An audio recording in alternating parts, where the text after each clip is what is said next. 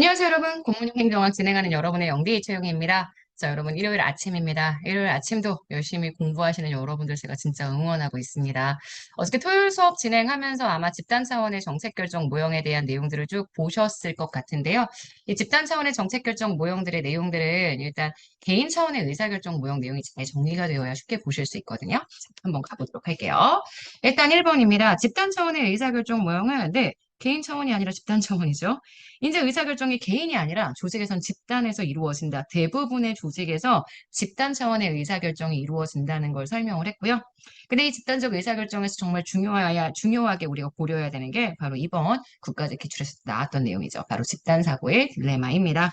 이 집단사고의 딜레마의 특징 중에 하나가 만장일치에 대한 과도한 집착이죠. 그래서 누군가가 침묵하고 있다. 침묵은 무조건 합의라고 간주하는 그러한 이상한 버릇들이 나오죠. 의사소통도 왜곡되고 집단에 대해서 과대평가하는 이러한 문제들이 집단사고의 딜레마를 가져올 수 있습니다. 그래서 이 집단사고 딜레마를 예방할 수 있는 제일 좋은 방법 중에 하나가 우리가 이미 앞에서 배웠지만 지명 반론자 기법 같은 것들 이런 걸 동원해서 대안의 탐색 단계마다 참여자들이 반대 의견을 개진할 수 있도록 강제적인 절차들을 만들어주는 거. 그죠? 지명 반론자 기법 현재 그래서 강제한다. 이렇게 해서 제가 빈칸을 뚫어봤습니다. 자, 이렇게 해서 일단 집단적 의사결정 모형에 대한 기본 내용들을 정리했고요. 회사 모형 들어가 보도록 할게요. 회사 모형은 회사, firm이라고 얘기했죠. 로펌 할 때 firm. 그래서 상이한 목표를 가지고 있는 하위 집단들의 연합이라고 이야기했죠. 상이한 목표를 가지고 있는 하위 집단들의 연합. 갈등이 해결되는 만족할 만한 수준의 타협적인 결정을 해서 완벽한 문제의 해결책을 찾지는 않는다라는 거 알고 계실 거고요. 지금 보시는 이 회사 모형에서 조직 내 여러 가지 부처들이 다 동일한 목표를 가지지 못한다는 전제를 해요. 다른 목표를 가지는데 왜 이러느냐? 최고 의사결정자가 조직을 장악하고 있지 못하기 때문에. 그래서 조직의 의사결정을 통제하지 못하기 때문에 이러한 형태의 특징이 나타나죠. 회사 모형의 특징은 일단 문제를 학습할 때, 문제를 해결할 때, 문제가 발생할 때만 해결을 합니다. 문제 중심의 탐색, 갈등을 완벽하게 해결하지 않습니다. 갈등의 준해결. 그래서 불확실한 상황만 어느 정도 회피하고자 하는 특징을 가지게 되고요. 그래서 표준적인 운영 절차를 수립하고자 하고 조직의 학습이라는 걸 굉장히 중요하게 생각한다. 이렇게 이야기해 줄 수 있죠. 학습이라는 게 완벽한 학습이 아니라 기존에 준해결했던 방식들을 계속 하다 보면 아 이렇게 문제를 대충 해결하면 대충 넘어가는구나 라는 방식을 학습한다. 이런 의미로 보셔야 합니다. 다 너무 중요한 거여서 이 개념어에 대해만 제가 밑줄을 쳤어요. 그래서 내용들을 한번 정리해 주시면 될 것 같고요. 그 다음 봤던 모형은 쓰레기통 모형입니다. 쓰레기통 모형도요. 요소를 꼭 기억하셔야 되죠. 문, 해, 참, 선입니다.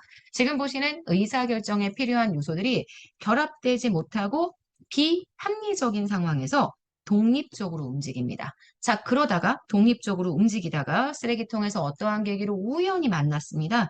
그럴 때 이루어지는 의사결정 상황을 우리가 설명할 때 쓰레기통 모형이라고 이야기를 해주게 되죠. 그래서 쓰레기통 모형의 의사결정 네 가지의 요소, 이 전제 조건도 사실은 되게 중요한데 전제 조건 다 알고 계실 거고요. 문제성 있는 선호, 불확실한 기술, 수시적 참여자 알고 있을 거고 다음 페이지 가시면 의사결정의 네 가지의 요소, 문제, 해결책, 참여자, 의사결정, 선택의 흐름. 그래서 문, 해, 참, 선 네 가지로 설명했던 거 기억하실 거예요.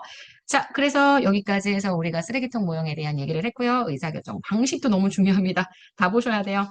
앨리슨 모형.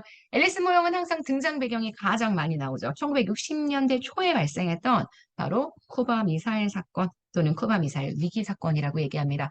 이 사건을 계기로 미국의 외교 정책을 분석한 모형이죠. 본래 합리적 행위자 모형만 가지고 분석을 했는데 지금 보시는 것처럼 합리적 행위자 모형만 가지고 분석을 했는데 이 모형으로는 설명이 불가능하다. 그래서 조직과정 모형과 관료정치 모형을 함께 제시해서 문제를 설명하고자 했다. 우리가 이렇게 내용들을 정리해 주시면 될 것 같습니다. 자, 그 다음 들어가 보도록 할게요. 자, 그러면 합리적 행위자 모형. 합리적 행위자 모형은 정책 결정의 주체가 중앙집권적인 통제권과 완전한 정보력을 가지고 있다. 이상적인 모형으로서 설명을 하죠. 그래서 합리적 행위자 모형에서 중앙집권적 통제권, 완벽한 정보를 가지고 있는 조직 내의 최고 결정권자. 그래서 의사결정이 정말 일사불란하게 이루어질 수 있다. 이게 합리적 행위자 모형이고요. 그에 비해서 우리가 이야기하는 조직과정 모형은 약간 회사 모형처럼 조직의 하위 부문에 적용하고요. 관료정치 모형. 조직의 상위 계층에 적용을 합니다. 베이스가 지금 보시는 이 조직 과정 모형은 약간 지금 하위 정보 모형, 죄송해요. 회사 모형, 그리고 지금 보시는 이 관료 정치 모형은 쓰레기통 모형의 베이스를 가지고 있다. 이런 얘기들을 쭉 제가 설명했던 거 아마 기억하실 거예요. 자, 12번 가보도록 할까요? 12번. 마지막으로 사이버네틱스 모형에 대한 내용으로 들어갔습니다. 사이버네틱스 모형은 제가 수업 시간에 예시로 카카오톡 챗버스 상담 같은 거 든다라고 말씀을 드렸어요. 조직이 그냥 일정한 어느 상태만 유지하고자 의사결정을 진행합니다. 조직 내에서 이루어지는 적응적 습관적인 의사결정. 이러한 의사결정을 완벽하게 해결하려고 하지 않고 약간 표준 운영 절차를 통해서 주요한 변수들을 처리하고자 하는 모형이죠. 그래서 여러분 지금 빈칸을 제가 이렇게 쳤습니다. 보이세요? 네, 그래서 이렇게 진행하는 모형을 사이버네틱스 모형이라고 얘기하고요. 얘는 그냥 불확실성을 통제하고 싶은 거예요. 문제를 제대로 해결하고자 하는 목적이 아니라. 그래서 불확실성을 통제하기 위해 특정한 변수들을 선정하고 주의를 집중해서 나머지 정보를 무시합니다. 그래서 모든 문제를 다 해결하지 않고 특정한 상태, 기존이 있었던 상태를 유지하는 것을 더 중심으로 두게 된다. 이렇게 보시면 되죠. 여기까지 정책 결정 모형에 대한 얘기들을 쭉 했습니다. 그러면 그 다음에는 집행 모형에 대한 내용들로 들어가는 것 확인하실 수 있죠. 집행 모형에 대한 구체적인 내용들은 제가 뒤에서 다시 이야기를 할 거고요. 일단은 집행 모형의 맨 처음 시작.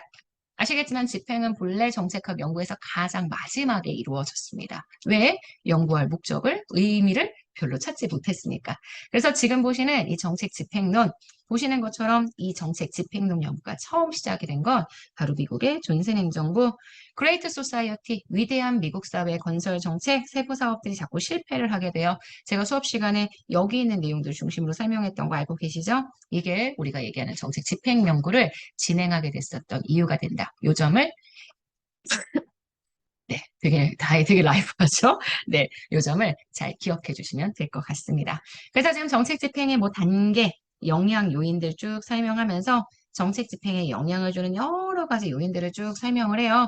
그래서 정책이 어떤 성격을 가지고 있느냐, 정책의 유형은 무엇이냐, 정책의 주체가 누구냐, 이런 것들이 다 내부적인 요인이고 외부적인 요인에 있어서 정책 문제는 어떠냐, 이것도 정책 집행을 결정하는 요인 중에 하나죠.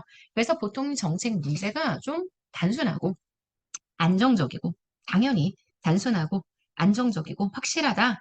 그래야지만 정책 문제에 대한 집행도 좀 용이하게 나타날 수 있다. 그래서 정책에 대한 수혜 집단과 희생 집단의 규모와 조직화 정도에 따라서 정책 대상 집단들이 정책 집행에 영향을 준다는 얘기들을 제가 여러분에게 간단하게 드렸었는데 만약에 수혜 집단에 비해서 희생 집단의 규모가 만약에 되게 크다.